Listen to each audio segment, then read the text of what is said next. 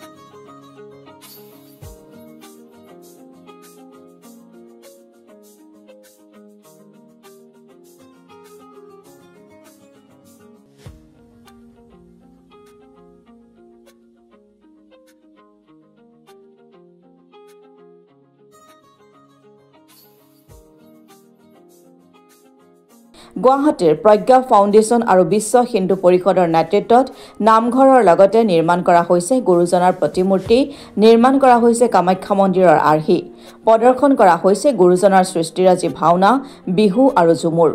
দৈনিক অনুষ্ঠিত হৈছে নাম কীৰ্তন আৰু ভাগৱত পাঠ।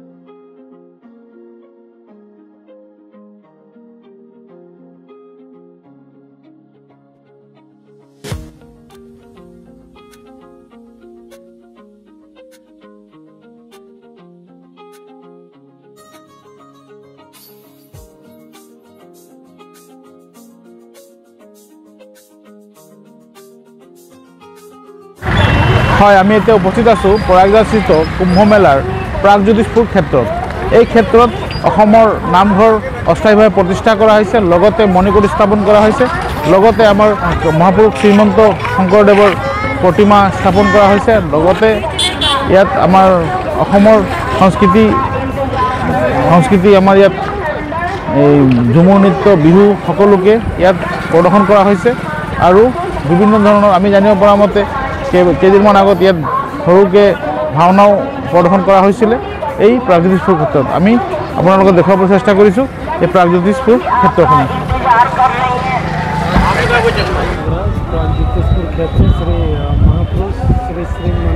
এয়া অস্থায়ীভাৱে ইয়াত কামাখ্যা মন্দিৰ স্থাপন কৰা হৈছে, আমি দেখুৱাবলৈ চেষ্টা কৰিছোঁ।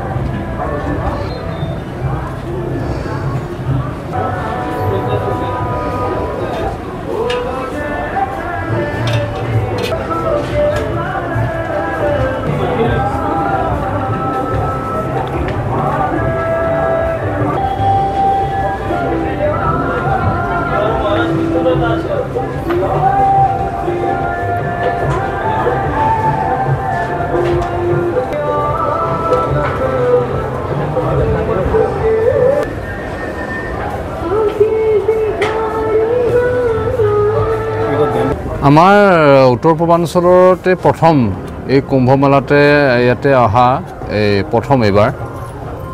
146 বছৰৰ পিছত এটা মহাকুম্ভ যি মানে অমৃত অমৃত স্থান কৰাৰ কাৰণে কোটি কোটি ভক্তসকল দেশ বিদেশৰ পৰা অহা পৰিলক্ষিত হৈছে আৰু এই ক্ষণতে আমি উত্তৰ পূৰ্বাঞ্চলকে আকৌ চিনাকি কৰি দিয়া বিশ্বক আমি চিনাকি কৰি দিয়াৰ কাৰণে আমি এটা মহা এটা সুযোগ আমি পালোঁ তো আমি যোৱা 13 জানুৱাৰীৰ পৰা আৰম্ভ কৰি আমাৰ 26 তাৰিখলৈকে আমি ইয়াতে আমি থাকিম ইয়াতে আমাৰ আপোনালোকে দেখিছে যে আমাৰ নামঘৰ আমাৰ শ্ৰীমন্ত শংকৰদেৱ মাধৱদেৱ দুইজন গুৰুৰ মানে ইয়াতে তেখেতলোকৰ মানে ইয়াতে গুৰুজনৰ প্ৰতিমূৰ্তি স্থাপন কৰা হৈছে প্লাছ আৰু ইয়াতে নামঘৰ প্ৰতিষ্ঠা কৰা হৈছে নামঘৰৰ লগে লগে আমাৰ ইয়াত প্ৰজ্ঞা যি ফাউণ্ডেশ্যন বুলি আছে আমাৰ প্ৰজ্ঞা ফাউণ্ডেশ্যনৰ জৰিয়তে ইয়াতে অসমৰ কলা সংস্কৃতিক আমাৰ জাতি জনগোষ্ঠীবিলাকৰ যি মানে কলা কৃষ্টি আছে ইয়াকো প্ৰদৰ্শন কৰা হৈছে যিবিলাক বীৰ বীৰাংগনা আছে সাহিত্যিক আছে সকলোৰ এটা জীৱন গাথা ইয়াতে চমুকৈ হ'লেও ইয়াতে পঢ়িব পৰাকৈ চাব পৰাকৈ এনেকুৱা ব্যৱস্থা কৰা হৈছে তো ইয়াতে আমাৰ যিসকল আমাৰ ধৰ্মগুৰু আছে বিভিন্ন জাতি জনগোষ্ঠীয় আমাৰ যিবিলাক ধৰ্মগুৰুসকল আছে আৰু আমাৰ সত্ৰাধিকাৰসকল আছে এই সত্ৰাধিকাৰ জনাৰ্দন দেৱ প্ৰভু তেখেতে উত্তৰ কমলাবাৰী সত্ৰাধিকাৰ তেখেতৰ নেতৃত্বতে গোটেই নামঘৰ ভাগে প্ৰতিষ্ঠা হৈছে আৰু ইয়াৰ পিছতে আমাৰ আউনীআটী সত্ৰাধিকাৰ প্ৰভু দক্ষিণপাটৰ সত্ৰাধিকাৰ প্ৰভু দুইজনেই এই দুই এদিনৰ আগত মানে ইয়াৰ পৰা ওলাই গৈছে তেখেতলোকৰ নেতৃত্বতে ইয়াতে ৰাম বিজয় কমলাবাৰী সত্ৰৰ ফালৰ পৰা ৰাম বিজয় চমুকৈ এটা আভাস দিয়া হ'ল ৰাম বিজয় যি নাট আছে সেই নাট প্ৰদৰ্শন কৰা হ'ল ইয়াৰ লগে লগে আমাৰ আউনীআটী সত্ৰৰ ফালৰ পৰা ৰাম বিজয় নাটখন ইয়াতে কৰা হ'ল আৰু ৰাসৰ যি মহাৰাস আছে মহাৰাসো ইয়াতে কৰা হ'ল আৰু মণিপুৰৰ পৰাও আহিছে মণিপুৰৰ পৰা ইয়াতে ৰাস তেখেতলোকৰ যি মণিপুৰী ৰাস আছে ৰাসো প্ৰদৰ্শন কৰা হ'ল ইয়াৰ পিছতে যিমানবিলাক আমাৰ নলবাৰীৰ পৰা অহা বৰপেটাৰ পৰা অহা আমাৰ থিয় নাম আৰু হোলী গীত সুন্দৰভাৱে ইয়াতে গোৱা হ'ল সকলোৱে ইয়াতে খুব সুন্দৰ ভাল পাইছে যে আমাৰ অসমৰ সঁচাকৈ যিটো মানে কলা কৃষ্টি মানে অন্য ৰাজ্যৰ লগত তুলনা কৰিব নোৱাৰে তো ইয়াতে যিমান পৰা যায় ইয়াকে আমি প্ৰদৰ্শন কৰাৰ কাৰণে আমি চেষ্টা কৰিলোঁ যোৱাকালিও বিভিন্ন আমাৰ জাতি আদিবাসী হওক বা অন্যান্য যিমানবিলাক জাতি জনগোষ্ঠী আছে অকল অসমৰহে উত্তৰ পূৰ্বাঞ্চলৰে নহয় গোটেই ভাৰতবৰ্ষৰ যিমানবিলাক জনজাতি আছে জনজাতিসকলৰ ইয়াতে অৰুণাচলো আহিছে কালি মণিপুৰো আহিছে ঠিক তেনেধৰণে ইয়াতে যিমানবিলাক তেখেতলোকৰ কলা কৃষ্টি আছে ইয়াক মানে প্ৰদৰ্শন কৰা হৈছে আমি ইয়াৰ জৰিয়তে যি সাগৰ মন্থনৰ সময়ত যি অমৃত মানে অমৃত ওলাইছিল ঠিক তেনেধৰণে ইয়াতে আমি এক অমৃত মন্থন যাতে আমাৰ যিমানবিলাক জাতি জনগোষ্ঠী আছে হিন্দু মানে সনাতন ধৰ্মৰ যিমানবিলাক পন্থ আছে সকলো ধৰ্মগুৰু একত্ৰিত হৈ পিনি যাতে আমি সেই যি আমি অমৃত আমি মন্থন কৰিলোঁ এই অমৃত মন্থনৰ জৰিয়তে তো আমি বিশ্ববাসীক আমি জনাবৰ কাৰণে আমি সক্ষম হৈছোঁ বুলি ভাবিছোঁ যে আমি হিন্দু সনাতন আমি যিমানবিলাক জাতি জনগোষ্ঠী আছোঁ আমি বেলেগ নহয় আমি সকলোৱে আমি একে হয় আমি হিন্দু সনাতনী হয় গতিকে আমি আমাৰ বিশ্ব দৰবাৰত আমাৰ হিন্দুত্বৰ বা আমাৰ যি আমাৰ সনাতন মানে ধৰ্ম আছে ইয়াক প্ৰতিষ্ঠা কৰাৰ কাৰণে যথেষ্ট আমাৰ মানে এইটো এটা ভাল এটা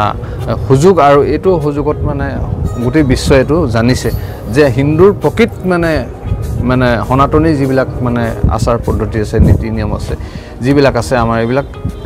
আমি যেনেকৈ ধৰি লওক আমি নদীক পূজা কৰোঁ আমি গংগা যমুনা সৰস্বতী আমি পূজা কৰোঁ নদীক আমি পূজা কৰোঁ তো নদী কেৱল অকল মানুহৰ কাৰণে নহয় গোটেই পৃথিৱীৰ কল্যাণৰ কাৰণে গোটেই সমস্ত জীৱৰ কল্যাণৰ কাৰণে হিন্দু সনাতন ধৰ্মই যে কাম কৰি আছে পূজন কৰি আছে তো যাৰ কাৰণে আজি গোটেই বিশ্বতে ইয়াৰ বাৰ্তা দিবৰ কাৰণে আমি সক্ষম হৈছোঁ এই যি আপোনালোকে কলা কৃষ্টি যি আপুনি সাংস্কৃতিক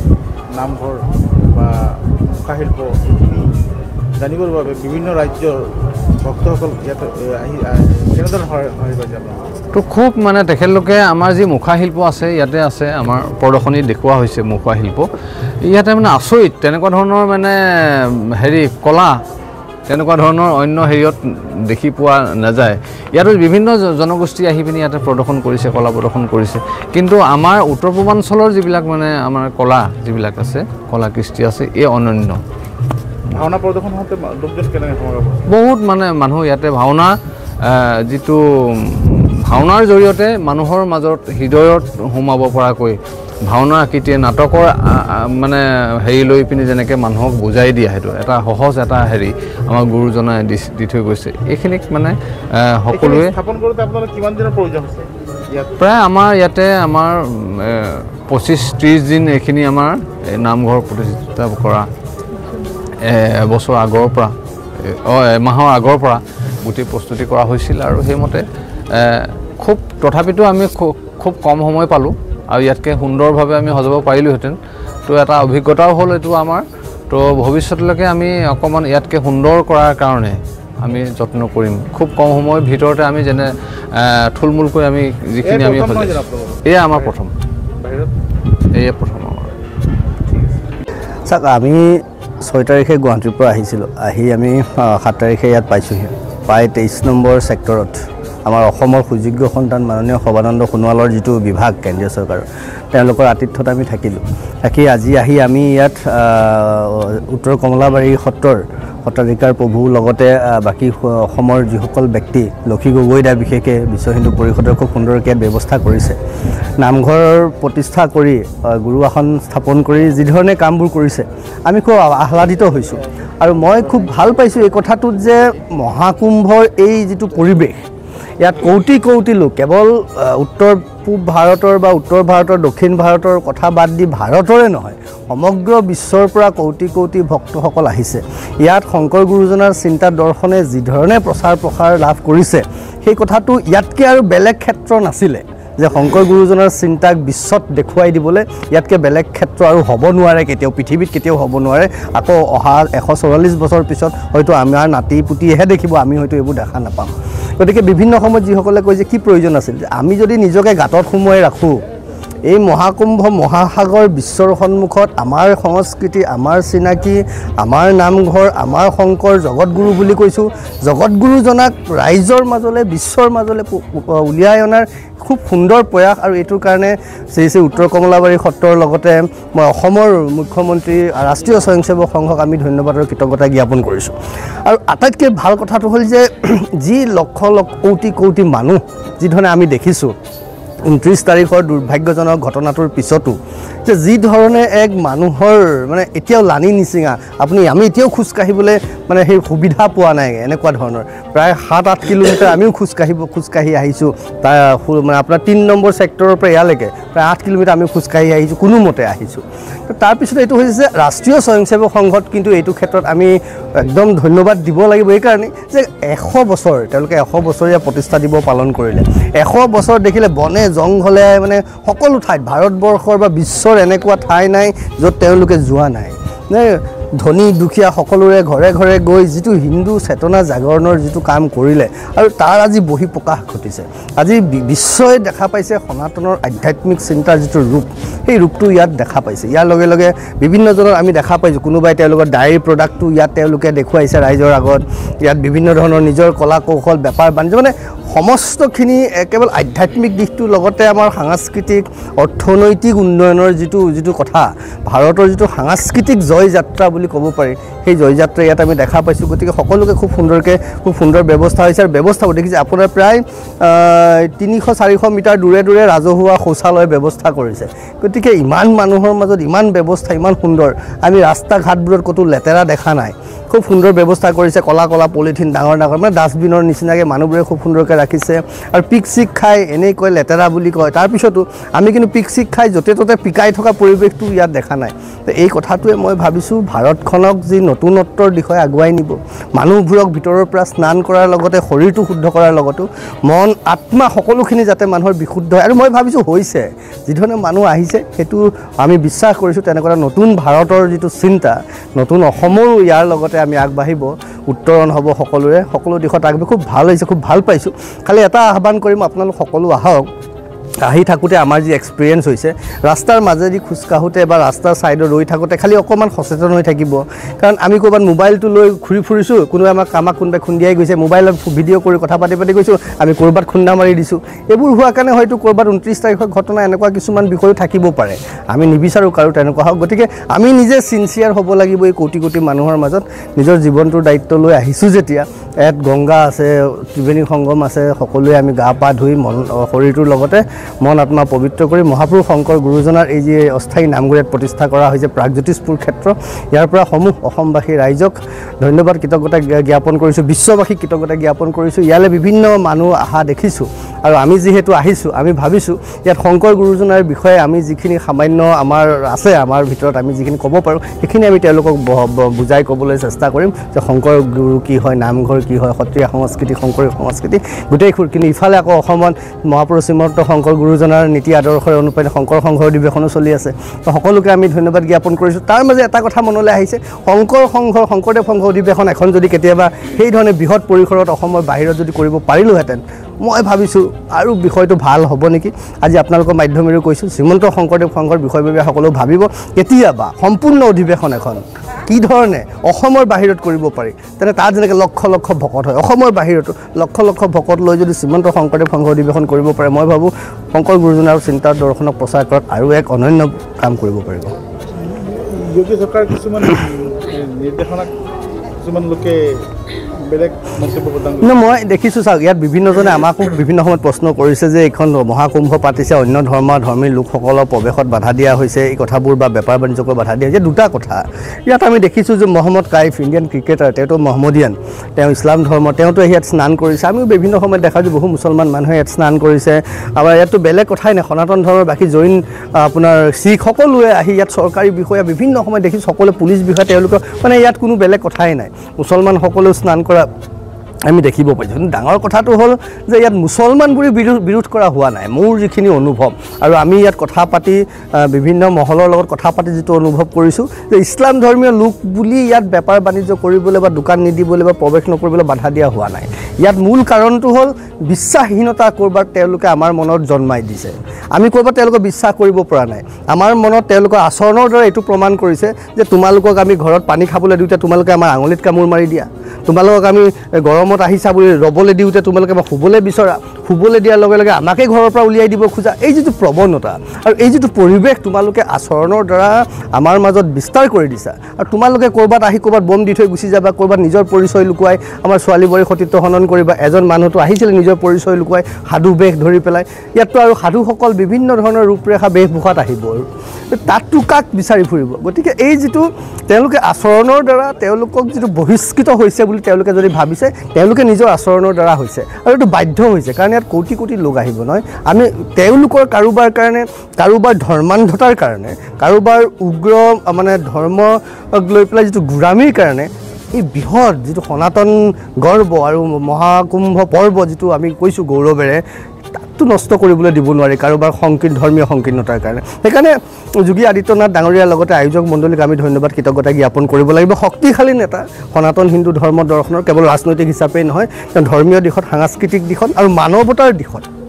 মানুহ হিচাপেতো ইয়াত স্নান কৰিছে। কৈছোঁ নে মহম্মদ কাইফে স্নান কৰিছে, বহুতে কৰিছে, তেওঁলোককতো বাধা দিয়া হোৱা নাই। কিন্তু তোমালোকে সেই আৰু ক'ৰবাত যদি আনি গৌ মাংসই আনি মেলি দিয়ে তেতিয়া কি কৰিব, পৰিৱেশ নষ্ট হ'ব। এই পৰিৱেশবোৰ যাতে নাই, কাৰণ তেওঁলোকে তেনেকুৱা কৰি থৈছে, সেইকাৰণে তেওঁলোকে ভাবিছোঁ কৰ্মফল ভুগিছে আৰু কৰ্ম কৰিলে তেনেকুৱা ফলটো পাবই।